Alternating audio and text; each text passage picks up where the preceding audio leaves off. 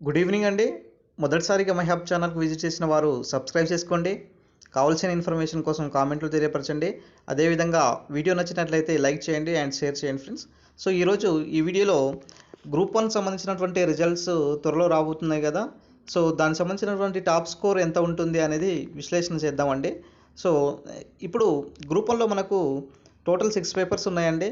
ఈ టోటల్ 6 పేపర్స్‌లో మనకు ఏ విధంగా ఎవాల్యుయేషన్ చేస్తారు అనేది ప్లస్ ఈ టాప్ స్కోర్ ఎంత ఉంటుంది, ఒకవేళ 300 ప్లస్ ఉన్నవారు హోప్స్ పెట్టుకోవచ్చా, లేకపోతే జనరల్ ఇంగ్లీష్ ప్రభావం ఏదైనా ఉంటుందా అనేది ఇప్పుడు మనం తెలుసుకోబోతున్నాము. ఒకసారి చూడండి సార్, మనకు గ్రూప్ 1లో 6 పేపర్స్లో మనకు అట్లీస్ట్ ఒక 75 నుంచి 80 మార్క్స్ వేసినా కూడా మనకు టాప్ స్కోర్ 6 ఇంటూ 80 480. దాదాపుగా 400 నుంచి 400 నుంచి 500 మధ్య మనకు గ్రూప్ 1 సంబంధించినటువంటి టాప్ స్కోర్ ఉండే అవకాశం ఎక్కువగా ఉంటుందండి. సో కానీ ఈ 300 ప్లస్ మెంబర్స్ హోప్స్ పెట్టుకోవచ్చు సార్ అంటే పెట్టుకోవచ్చు. ఎందుకంటే వివిధ కేటగిరీలకు సంబంధించినటువంటి రిజర్వేషన్ వారికి ఆయా కేటగిరీలో వేకెన్సీస్ ఉన్నాయనుకోండి. ఫర్ ఎగ్జాంపుల్ దానికి సంబంధించినటువంటి సరిపడా అభ్యర్థులు లేకపోతే తక్కువ వచ్చినా కూడా వాళ్ళకు ఫుల్ఫిల్ చేస్తారనమాట. సో ఈ విధంగా అయినా కూడా మనకు తక్కువ వచ్చినా కూడా ఉంటుంది. అదేవిధంగా డేటా ఇంటర్ప్రిటేషన్ సంబంధించినటువంటి పేపర్ అనేది కొంచెం టఫ్గా వచ్చింది. General essay and data interpretation కూడా కొంచెం మనకు టఫ్గా రావడం జరిగింది. ఇప్పుడు మనం చూసుకున్నట్లయితే ఈ టాప్ స్కోర్ కనుక చూసుకున్నట్లయితే ప్రతి మనకు స్కోర్ మన క్వశ్చన్కి 200 వర్డ్స్ రాయాలి. ఈ 200 వర్డ్స్లో మనం ఎంత రాస్తున్నాం అనేది కాదు, ఎగ్జామినర్ ఆ క్వశ్చన్ను ప్లస్ అతనికి ఎంతవరకు కరెక్ట్గా భావిస్తున్నాడు అనేది లెక్క ఉంటుందండి. సో మనము కరెక్ట్ రాసుకున్నామా లేకపోతే అనుకుంటే అది అవాస్తవం. ఎగ్జామినరు ఆ క్వశ్చన్ని బట్టి మనకు ఏదైతే ఎవాల్యుయేషన్ చేస్తారో వాళ్ళు ఆ సంబంధించినటువంటి ప్రొఫెసర్స్ ఉంటారో ఆ ప్రొఫెసర్ సార్స్ వాళ్ళు ఏం చేస్తారంటే ఆ క్వశ్చన్కి సరిపడా ఆన్సర్ ఇచ్చేయండా లేదా అనేసి వాళ్ళు ఖచ్చితంగా దాన్ని ఎవాల్యుయేషన్ చేసి ఎంత మార్క్స్ ఇవ్వాలి, 4 ఇవ్వాలా, 5 ఇవ్వాలా, 10 ఇవ్వాలా, సో ఇలాగా మార్క్స్ అనేది డిఫరెంట్గా కొన్నిసార్లు వేస్తూ ఉంటారు. సో మనం చూడవచ్చు సార్, మనం 10th క్లాస్ ఎగ్జామ్స్లో కూడా ఒక్కొక్క క్వశ్చన్స్కి 10 మార్క్స్ ఉన్నాయనుకోండి. ఫర్ ఎగ్జాంపుల్ కొంతమందికి 6 రావచ్చు, కొంతమంది 5 రావచ్చు, కొంతమంది 7 రావచ్చు.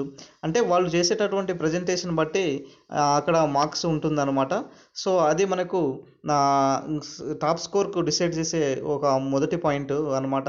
రెండో విషయం ఏంటిదంటే ఏదైతే ఎవాల్యుయేషన్ చేస్తారో మనకు 2 సార్లు ఎవాల్యుయేషన్ చేసిన తర్వాత 50% కంటే ఎక్కువ వచ్చినాయనుకోండి, తర్వాత ఇంకో ప్రొఫెసర్తో మనకు ఎవాల్యుయేషన్ చేస్తారు. సో దానివల్ల కూడా కొంచెం ప్రభావం పడే అవకాశం ఉంటుందండి. తర్వాత రిజర్వేషన్ల వారికి కూడా ఇక్కడ 300 ప్లస్ మార్క్స్ వచ్చిన వాళ్ళు కూడా హోప్స్ పెట్టుకోవచ్చు. ఎందుకంటే గ్రూప్ 1 పేపర్స్ 6 పేపర్స్ కనీసం ఒక 2-3 పేపర్స్ అనేది చాలా హార్డ్గా ఉన్నాయి. మరి అంత సింపుల్గా ఏం లేదండి. ఈ గ్రూప్ 1లో దాదాపుగా సివిల్ సర్వీస్ అండ్ ఇంతకుముందు ప్రిపేర్ అయినటువంటి గ్రూప్ 1 సీరియస్ క్యాండిడేట్స్ వాళ్ళు కొంచెం బెనిఫిట్ ఉండే అవకాశం ఉంటుంది.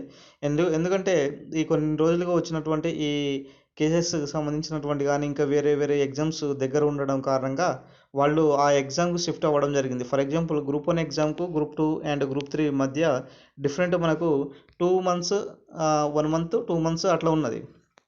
కాబట్టి వాళ్ళు ఈ గ్రూప్ 1కు మొదటిసారిగా వచ్చేటోళ్ళు లేకపోతే మామూలుగా జస్ట్ అట్లా రాసి క్వాలిఫై అయిన వాళ్ళు కూడా దీని మీద ఎక్కువగా కాన్సన్ట్రేషన్ ఏం చేయలేదు. సో వీళ్ళందరూ కూడా గ్రూప్ 2 అండ్ గ్రూప్ 3కి షిఫ్ట్ అవ్వడం జరిగింది.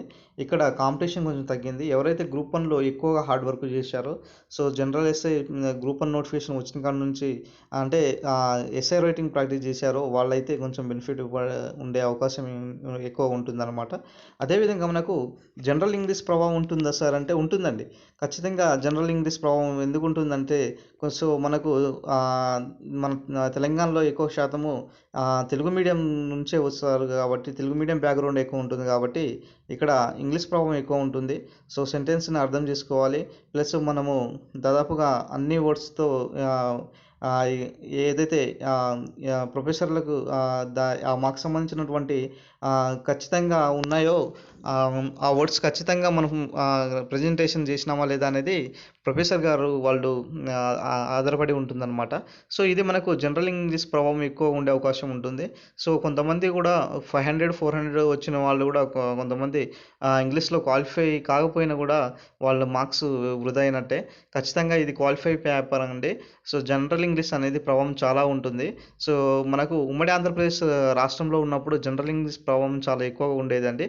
సో రాబోయే ఎగ్జామ్స్లో కూడా ఇప్పుడు ఫర్ ఎగ్జాంపుల్ కొన్ని కొన్ని ఈ, మన సెంట్రల్ గవర్నమెంట్ సంబంధించినటువంటి ఎస్ఎస్సి ఎగ్జామ్స్లలో కొన్ని కొన్ని కొన్ని ఎగ్జామ్స్లలో ఇప్పుడు తెలుగు మీడియంస్ కూడా కండక్ట్ చేస్తున్నారు ఆ యొక్క ప్రాంతీయ భాషలకు సంబంధించినటువంటి.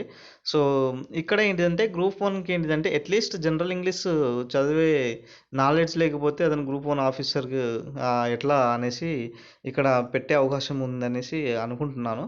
కానీ ఇది తెలుగు మీడియం అభ్యర్థులకు కొంచెము ఆమ్, కొంచెం ఇబ్బందికరమైన విషయమే కాబట్టి సో దీని గురించి ఆలోచించే అవకాశం ఎక్కువ ఉండాలి.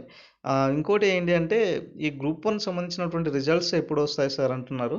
యాక్చువల్గా మనకు నిన్న కేసెస్ జరిగినాయండి. 2 కేసులు డిస్మిస్ చేశారు. మనకు సుప్రీంకోర్టులో ఒకటి పిహెచ్ కేసు, ఒకటి జీవో నెంబర్ 29 కేసు అండి. ఈ 2 కేసులు డిస్మిస్ చేశారు. సో వాళ్ళు ఏమంటున్నారంటే 10 to 15 డేస్లో కల్లా ఈ యొక్క రిజల్ట్స్ సంబంధించినటువంటి అప్డేట్ ఇస్తాము ఖచ్చితంగా. జిఆర్ఎల్ ఇస్తామనేసి చెప్పడం జరిగింది. అది 1:3 ఇస్తారో లేకపోతే డైరెక్ట్ 1:2 ఇస్తారో అనేది అది ఇంకా తెలియని పరిస్థితి. ఒకవేళ వస్తే మేము అప్డేట్ చేస్తామండి. సో ఇదండి మనకు గ్రూప్ 1 సంబంధించినటువంటి అప్డేట్. సో ఇంకా మా ఛానల్ ఎవరైనా సబ్స్క్రైబ్ చేసుకోకపోతే సబ్స్క్రైబ్ చేసుకోండి friends. Thank you friends. Thank you one and all.